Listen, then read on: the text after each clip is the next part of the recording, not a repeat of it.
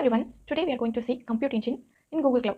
So before moving to compute engine, we can see what is virtual machine. Virtual machine means just consider you are having a physical laptop or physical desktop in front of you.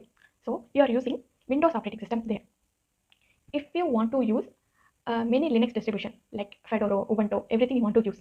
So what you will do, you will purchase two laptops, right? If you want to use any two Linux distribution means you will purchase two laptops and you will install it there. So you are seeing that laptop physically, right? You don't want to do that. You just install the same operating system in the laptop which you are having. You don't want to purchase. Okay, that's the concept we are going to see. That's the concept of virtual machine. So we can able to install whichever operating system we want and we can use it.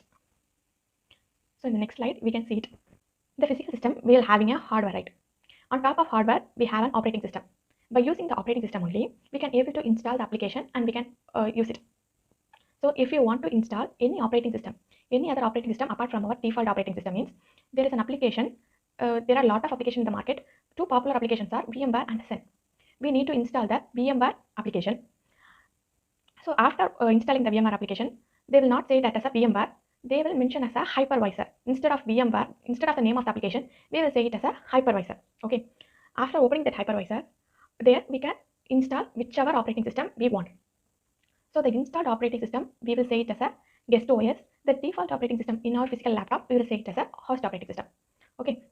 This installed operating system, if we log in into it, it looks like a save. If, for example, if you consider on top of hypervisor, I'm installing Ubuntu. So if you log into the Ubuntu, how we are using our Windows default operating system, we are installing application, you are writing some text in text editor, everything we can do it in this guest operating system also. So this guest operating system, they will say it as a virtual machines. Okay, like the same, if you're having one Ubuntu operating system, Ubuntu desktop, and same again you can create another one Ubuntu. So again, if you want, you can create another one Ubuntu. You can log in 3 of them. Okay, that's the concept of virtual machines. So next is if you are having an application. Okay, the application need a data storage.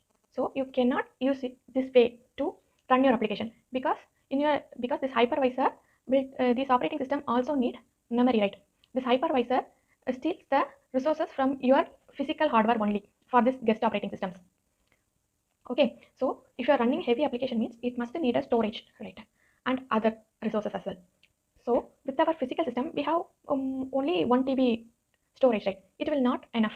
So next to this topic, it comes data center. Last slide, we have seen the virtual machine use the resources from our physical system. So in this video, we are seeing the data center.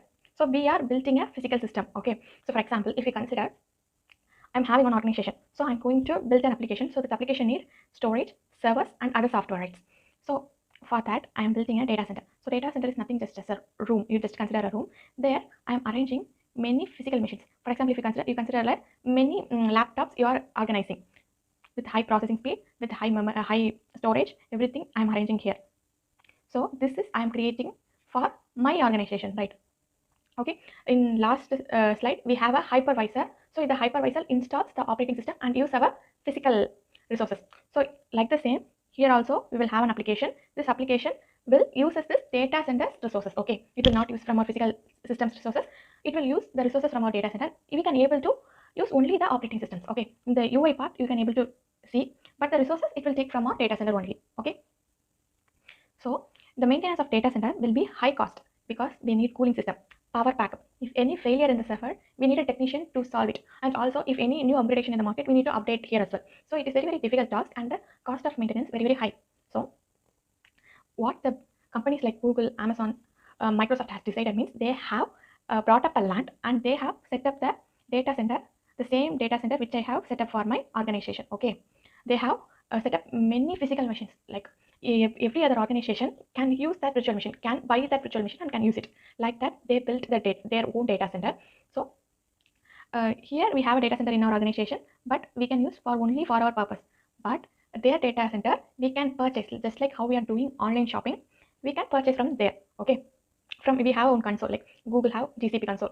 So AWS have AWS console. From there you can purchase the virtual machine. So the resources the virtual machine needs that will be used from their data center itself. Okay, we will here also we will see only the UI part. We can cut the maintenance cost. Okay, also the same virtual machine, the Google has added some features and they renamed as a compute engine. Also AWS rename with their security features and lot of features they have added in the virtual machine and renamed as a EC2 instance. Like the same, Alibaba Cloud has renamed as a ECS instance. Okay. In the next video, we can see the demo how we can create a compute engine. If you have any doubt, you can post it in the comment section. Thank you.